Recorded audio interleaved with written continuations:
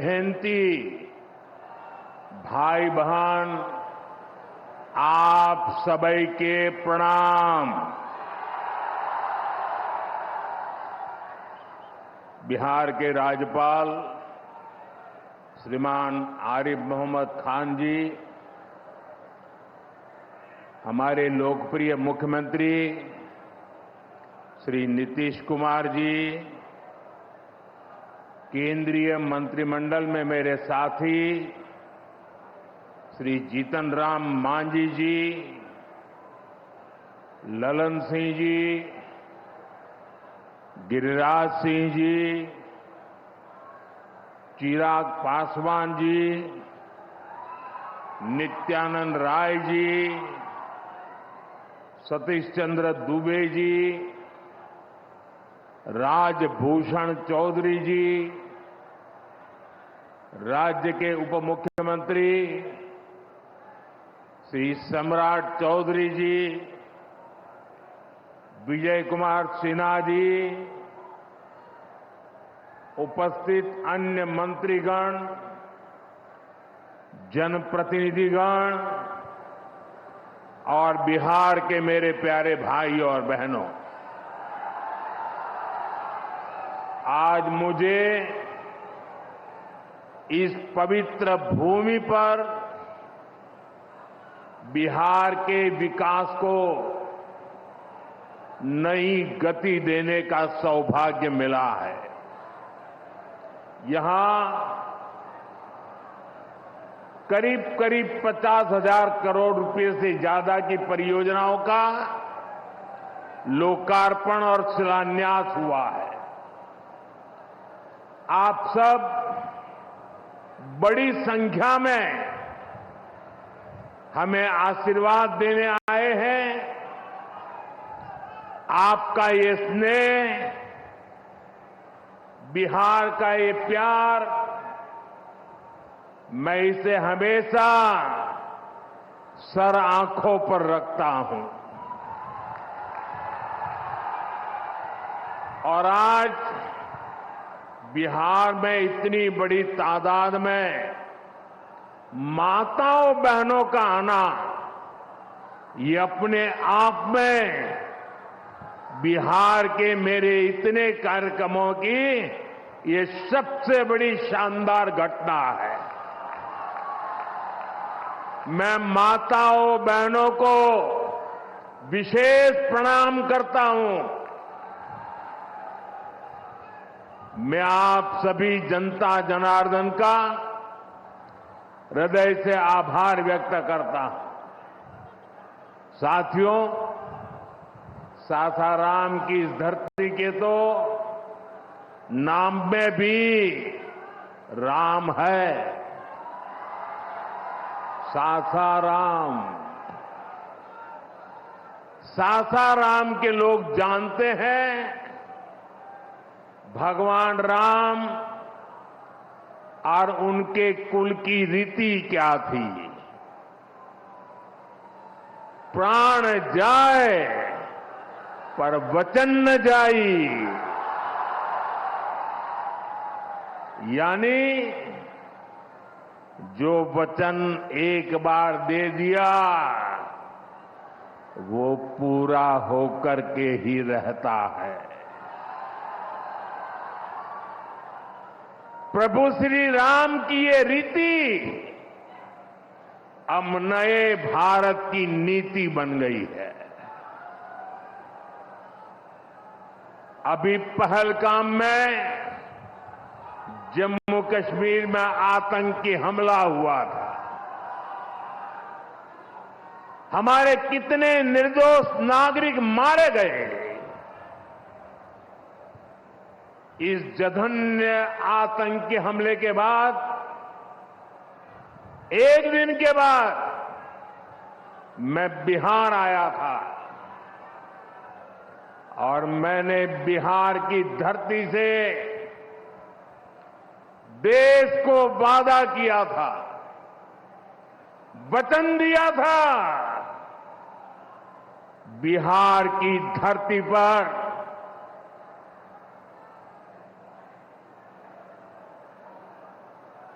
आंख में आंख मिलाकर हमने कह दिया था, आतंक के आकाओं के ठिकानों को मिट्टी में मिला दिया जाएगा।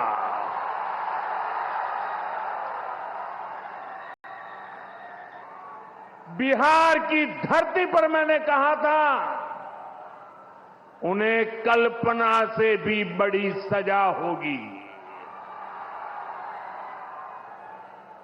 आज जब मैं बिहार आया हूं तो अपने वचन पूरा करने के बाद आया हूं। जिन लोगों ने पाकिस्तान में बैठकर हमारी बहनों का सिंदूर उजाड़ा था, हमारी सेना ने उनके ठिकानों को खंडहर में बदल दिया है। भारत की बेटियों के सिंदूर की शक्ति क्या होती है, ये पाकिस्तान ने भी देखा और दुनिया ने भी देखा। जिस पाकिस्तानी सेना की छत्र छाया में आतंकी खुद को सुरक्षित मानते थे,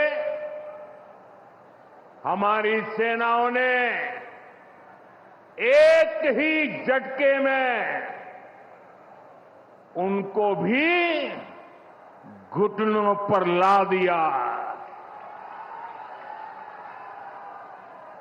पाकिस्तान के एयरबेस, उनके सैन्य ठिकाने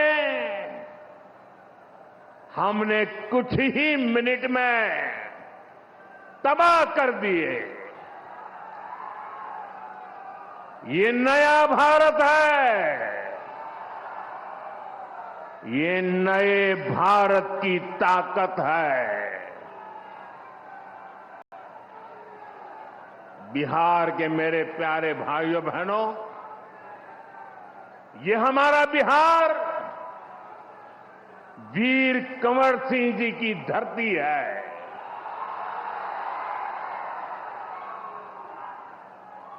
यहां के हजारों नौजवान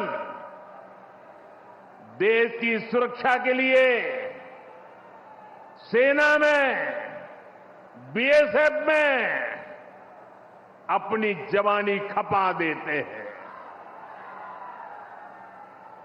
ऑपरेशन सिंदूर में दुनिया ने हमारी बीएसएफ का भी अभूतपूर्व पराक्रम और अदम्य साहस देखा है।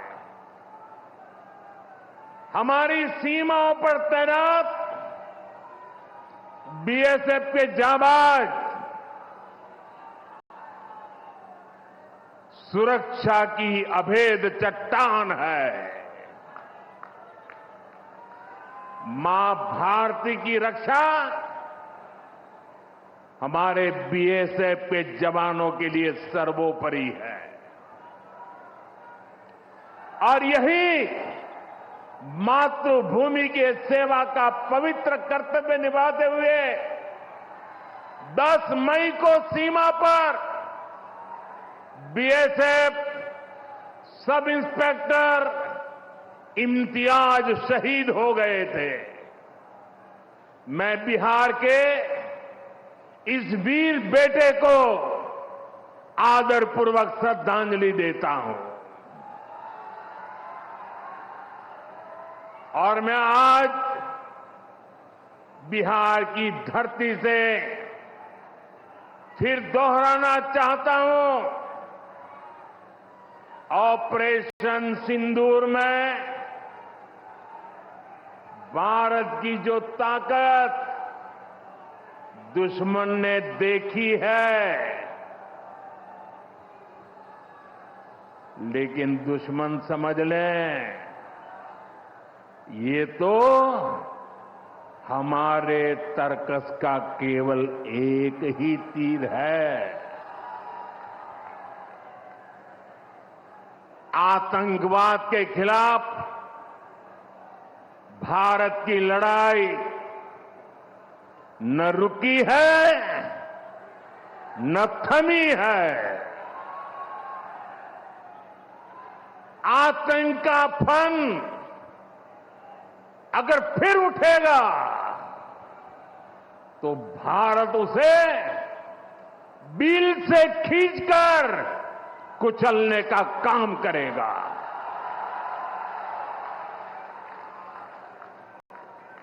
साथियों, हमारी लड़ाई देश के हर दुश्मन से है, फिर वो चाहे सीमा पार हो या देश के भीतर हो।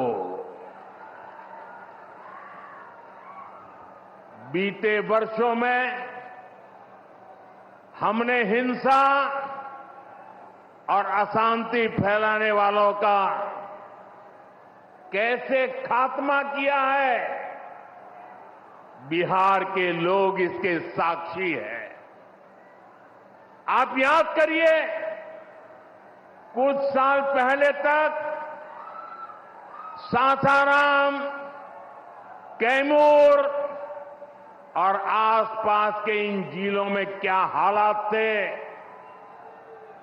नक्सलवाद कैसे हावी था। मुंह पर नकाब लगाए, हाथों में बंदूक थामे नक्सली कब कहां सड़कों पर निकल आए, हर किसी को ये खौफ रहता था। सरकारी योजना आती थी पर नागरिकों तक पहुंचती ही नहीं थी। नक्सल प्रभावित गांव में न तो अस्पताल होता था, न मोबाइल टावर, कभी स्कूल जलाए जाते थे, कभी सड़क बनाने वालों को मार दिया जाता था। इन लोगों का बाबा साहब आंबेडकर के संविधान पर कोई विश्वास नहीं था। नीतीश जी ने उन परिस्थितियों में भी यहां विकास की पूरी कोशिश की। 2014 के बाद से हमने इस दिशा में और तेजी से काम किया। हमने माओवादियों को उनके किया की सजा देनी शुरू की। हम युवाओं को विकास की मुख्य धारा में भी लेकर आए। 11 सालों की दृढ़ प्रतिज्ञा का फल आज देश को मिलना शुरू हुआ है। 2014 से पहले देश में 125 से ज्यादा जिले नक्सल प्रभावित थे। अब सिर्फ 125 से ज्यादा, अब सिर्फ 18 जिले नक्सल प्रभावित बचे हैं। अब सरकार सड़क भी दे रही है, रोजगार भी दे रही है। वो दिन दूर नहीं जब माओवादी हिंसा का पूरी तरह से खात्मा हो जाएगा। शांति, सुरक्षा, शिक्षा और विकास गांव-गांव तक बिना रुकावट के पहुंचेंगे।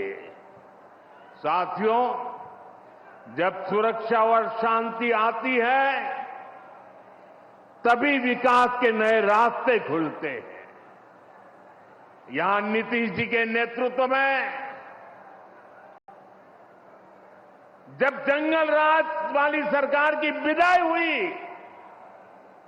तो बिहार भी प्रगति के मार्ग पर आगे बढ़ने लगा। टूटे हाईवे, खराब रेलवे, गिनी चुनी फ्लाइट कनेक्टिविटी, वो दौर अब इतिहास बन चुका है, पीछे छूट रहा है। साथियों, कभी बिहार में एक ही एयरपोर्ट था, पटना। आज दरभंगा एयरपोर्ट भी शुरू हो गया है। अब यहां से दिल्ली, मुंबई, बेंगलुरु जैसे शहरों की फ्लाइट मिलती है।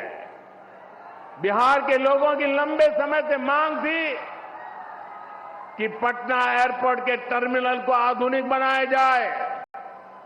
अब ये मांग भी पूरी हो गई है। कल शाम मुझे पटना एयरपोर्ट की नई टर्मिनल बिल्डिंग का लोकार्पण करने का सौभाग्य मिला है। ये नया टर्मिनल अब 1 करोड़ यात्रियों को संभाल सकता है। बिहटा एयरपोर्ट पर भी 1400 करोड़ रुपए का निवेश हो रहा है। साथियों, बिहार में आज हर तरफ 4 लेन और 6 लेन सड़कों का जाल बिछ रहा है। पटना से बक्सर, गया जी से डोभी, पटना से बोधगया जी, पटना, आरा, सासाराम, ग्रीनफील्ड कॉरिडोर, हर तरफ तेजी से काम हो रहा है। गंगा, सोन, गंडक, कोसी समेत सभी प्रमुख नदियों पर नए पुल बनाए जा रहे हैं। हजारों करोड़ की ऐसी परियोजनाएं बिहार में नए अवसरों और संभावनाओं का निर्माण कर रही है। इन प्रोजेक्ट से हजारों युवाओं को रोजगार मिलेगा। यहां टूरिज्म और व्यापार दोनों को फायदा होगा। साथियों, बिहार में रेलवे की हालत भी अब तेजी से बदल रही है। आज बिहार में वर्ल्ड क्लास वंदे भारत ट्रेनें चल रही हैं। रेलवे लाइनों को डबल और ट्रिपल किया जा रहा है। छपरा, मुजफ्फरपुर, कटिहार जैसे इलाकों में काम तेजी से चल रहा है। सोननगर और अंडाल के बीच मल्टी ट्रैकिंग का काम चल रहा है, जिससे ट्रेनों का आना जाना तेज होगा। सासाराम में भी अब 100 से ज्यादा ट्रेनें रुकती है। यानी हम पुरानी समस्याओं को भी दूर कर रहे हैं और रेलवे का आधुनिकीकरण भी कर रहे हैं। भाइयों बहनों, ये काम पहले भी हो सकते थे, लेकिन जिनके ऊपर बिहार को आधुनिक ट्रेनें देने की जिम्मेदारी थी, उन्होंने रेलवे में भर्ती के नाम पर आपकी जमीन लूटने का काम किया। गरीबों की जमीन लिखवा ली। सामाजिक न्याय की उनकी यही तरीके थे।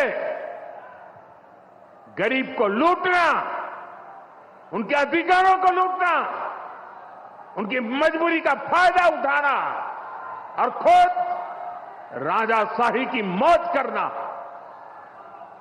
बिहार के आप लोगों को जंगल राज वालों के झूठ और धोखे, उससे आगे भी सावधान रहना बहुत जरूरी है। साथियों, बिजली के बिना विकास अधूरा है। जब बिजली होती है तो औद्योगिक विकास होता है। जब बिजली होती है तो जीवन आसान होता है। और 21वीं सदी तो टेक्नोलॉजी से दौड़ने वाली सदी है। इसलिए डगर डगर पर बिजली की जरूरत रहने वाली है। बीते वर्षों में बिहार में बिजली उत्पादन पर बहुत जोर दिया गया है। आज बिहार में बिजली की खपत 10 साल पहले से 4 गुना हो गई है। नबीनगर में एनटीपीसी का बड़ा पावर प्रोजेक्ट बन रहा है। इस पर 30,000 करोड़ रुपया खर्च किए जाएंगे। इससे बिहार को 1500 मेगावाट बिजली मिलेगी। बक्सर और पीरपैंती में भी नए थर्मल पावर प्लांट शुरू हो जाएंगे। भाइयों बहनों, अब हमारा ध्यान भविष्य की ओर है। हमें बिहार को ग्रीन एनर्जी की ओर लेकर जाना है और इसलिए कजरा में सोलर पार्क का निर्माण भी हो रहा है। पीएम कुसुम योजना के तहत सौर ऊर्जा से किसानों को कमाई के विकल्प दिए जा रहे हैं। रिन्यूएबल एग्रीकल्चर फीडर से खेतों को बिजली मिल रही है। हमारे इन प्रयासों का असर है कि यहां के लोगों का जीवन बेहतर हुआ है। महिलाएं खुद को सुरक्षित महसूस कर रही है। साथियों, जब राज्य में आधुनिक इंफ्रास्ट्रक्चर आता है तो सबसे ज्यादा लाभ गांव, गरीब किसान और छोटे उद्योगों को होता है, क्योंकि वो देश विदेश के बड़े बाजारों से जुड़ पाते हैं। प्रदेश में नया निवेश आता है तो नए अवसर बनते हैं। आप देखिए, पिछले साल हुई बिहार बिजनेस समिट में बड़ी संख्या में कंपनियां यहां निवेश के लिए आगे आई। जब राज्य में उद्योग आता है तो लोगों को मजदूरी के लिए पलायन नहीं करना पड़ता। किसानों को भी नए विकल्प मिलते हैं। यातायात की सुविधाएं सुधरने से उनकी उपज भी दूर दूर तक जा पाती है। भाइयों बहनों, हमारी सरकार बिहार के किसानों की आय बढ़ाने के लिए लगातार काम कर रही है। यहां 75 लाख से ज्यादा किसानों को पीएम किसान सम्मान निधि के तहत आर्थिक सहायता मिल रही है। हमारी सरकार ने मखाना बोर्ड की घोषणा की है। हमने बिहार के मखाना को जीआई टैग दिया। इससे मखाना किसानों को बहुत लाभ हुआ है। इस साल के बजट में हमने बिहार में फूड प्रोसेसिंग के लिए नेशनल इंस्टीट्यूट का भी ऐलान किया है। अभी 2-3 महीने पहले ही कैबिनेट ने 2-3 दिन पहले ही कैबिनेट ने खरीफ के मौसम के उसके लिए धान समेत 14 फसलों की एमएसपी को बढ़ाने को मंजूरी दी है। इससे किसानों को अपनी फसलों का बेहतर दाम और आमदनी भी बढ़ेगी। साथियों, जिन लोगों ने बिहार को सबसे ज्यादा ठगा, जिनके दौर में बिहार के गरीब और वंचित तबके को बिहार छोड़कर जाना पड़ा, आज वही लोग सत्ता पाने के लिए सामाजिक न्याय का झूठ बोल रहे हैं। दशकों तक बिहार के दलित, पिछड़ों और आदिवासियों के पास शौचालय तक नहीं था।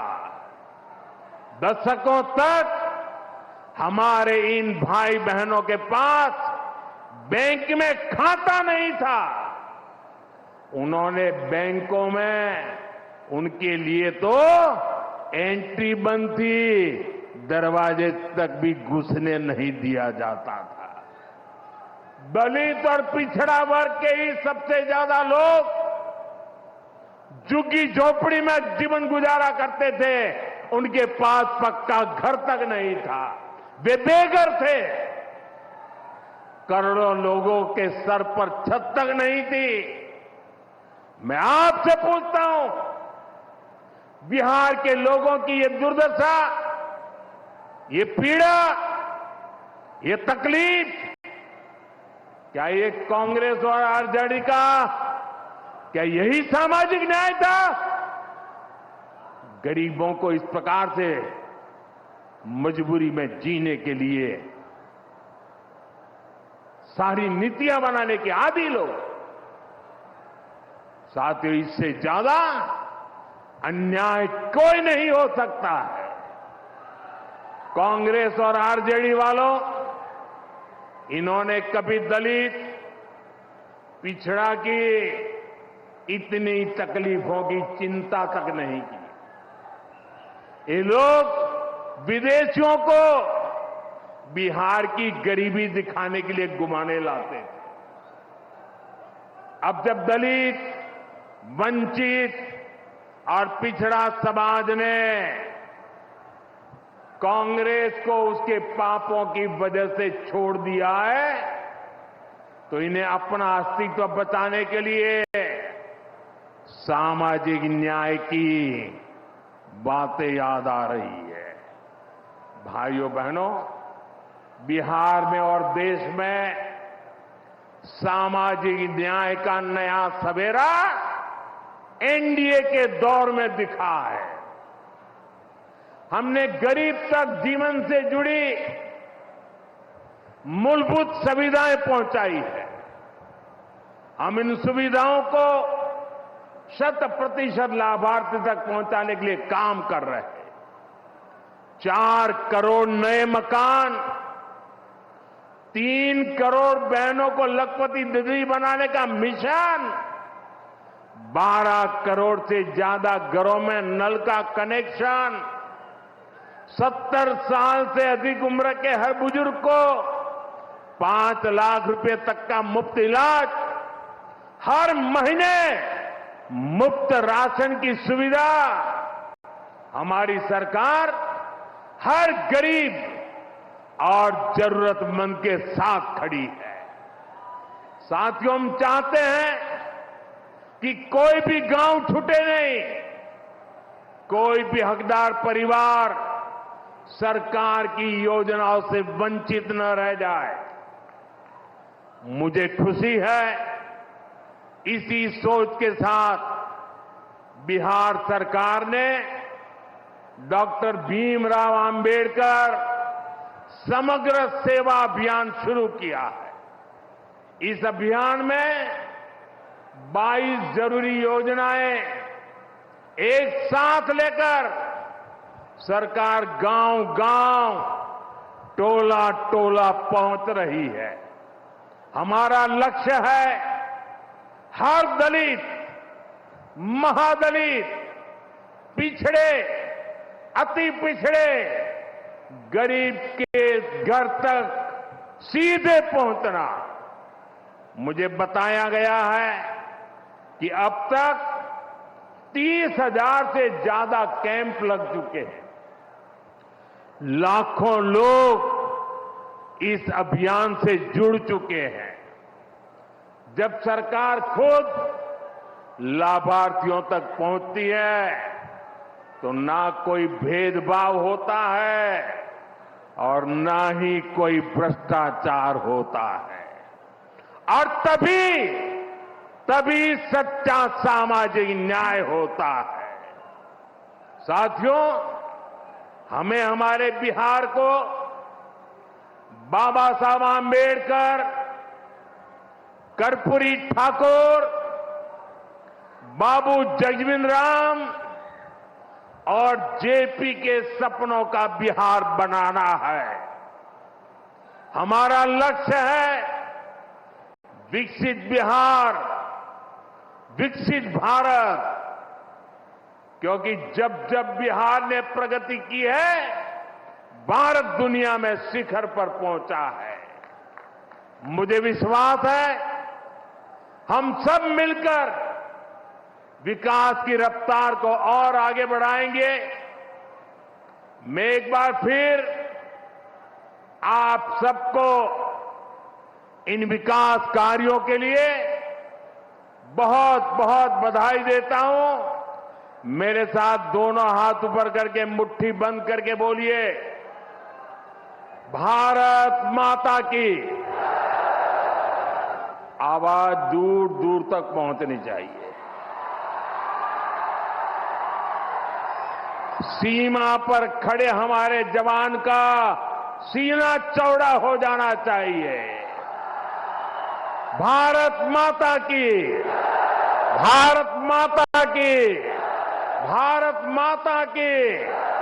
बहुत बहुत धन्यवाद।